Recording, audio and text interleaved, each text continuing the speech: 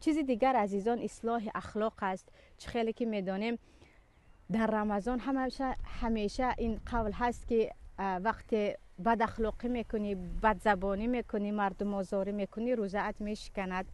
تا حد دلیل دارد که پیامبر صلی الله علیه و سلم میگویند وقتی خودداری نمیکنید یا اینکه دیگران را اذیت میکنید، گرسنگی و تشنگی شما به الله لازم نیست. ما همیشه کوشش میکنیم حتی فرزند خود را اذیت نکنیم، اهل بیت خود را، همسایه خود را، حتی نفرانی هستند که به حیوان هم ضرر نمیرسونند. میگم ماه رمضان است. مشکل این است که رمضان گذشت باز برمیگردیم به همان بدزبانی، باز به همان نیشی زبان زدن و باز به همان بدگویی و غیبت. گویا که فقط در یک ماه پروردگار به ما امر کرده است که زبان خود را کنترل کنیم. 11 ماه برای ما اجازه داده است که زبانت را به هر کجای خواستی دراز بکن.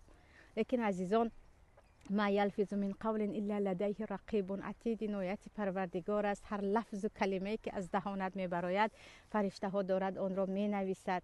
فرشته هایی که همیشه رقیب شما هستند، نویسنده شما هستند، با شما هستند، شما را ترک نمی کنند. بیایید این اخلاق خوبی که در رمضان داشتیم و گفتیم ماه رمضان است، خود را بیدار، زبانت را بیدار تا می توانی دیگران را اذیت نکن، صبر کن، در دوام رمضان هم داشته باشیم.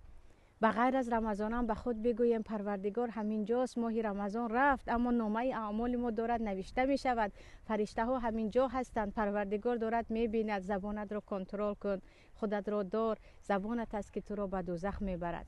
پس چگونه که زبان خود را در رمضان داشتیم بیاید دوامش و حرکت کنیم، در دوام سال هم خود را به دست گیریم.